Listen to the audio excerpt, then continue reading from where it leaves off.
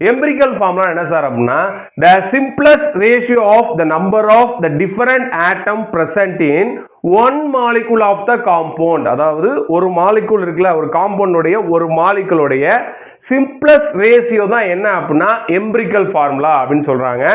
molecular formula என்ன sir அப்படின்னா the actual number of different atom present in one molecule. ஒரு மாலிகுலுடைய actual formula என்னவோ அதுதான் molecular formula. so example சொன்னா உங்களுக்கு இன்னும் தெளிவாவே புரியும். இங்க என்ன எக்ஸாம்பிள் எடுத்திருக்கோம் அப்படின்னா acidic acid எடுத்திருக்கோம்.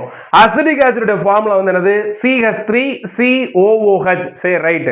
இதனுடைய molecular formulaன்றது என்னது the actual number of different atom present in one molecule. இதுதான் one molecule. இதுல ஆக்சுவல் நம்பரா எவ்வளவு ஆட்டம், ஆக்சுவல் நம்பர் ஆஃப் ஆட்டம்ஸ் என்ன பிரசன்ட் ஆயிருக்கும் பாப்போம் வாங்க.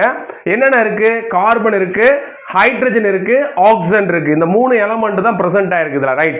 எத்தனை கார்பன் இருக்கு 1 2 2 கார்பன்ஸ் பிரசன்ட் ஆயிருக்கு. எத்தனை ஹைட்ரஜன் இருக்கு 3 + 1 4 இருக்கு. how many oxygens are present 2 இருக்கு.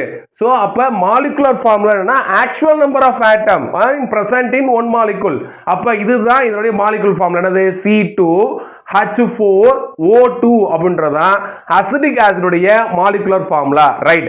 இப்ப எம்பிரிக்கல் ஃபார்முலா என்ன சார் அப்படின்னா இந்த மாலிகுலர் ஃபார்முலா உடைய சிம்பிளஸ்ட் ரேஷியோ தான் வந்து என்னன்னா எம்பிரிக்கல் ஃபார்முலா. அப்ப இந்த ரேஷியோ எடுக்கணும். இது எதுல காமனா டிவைட் ஆகும் பாருங்க, 2 டேபிள்ல டிவைட் ஆகும்.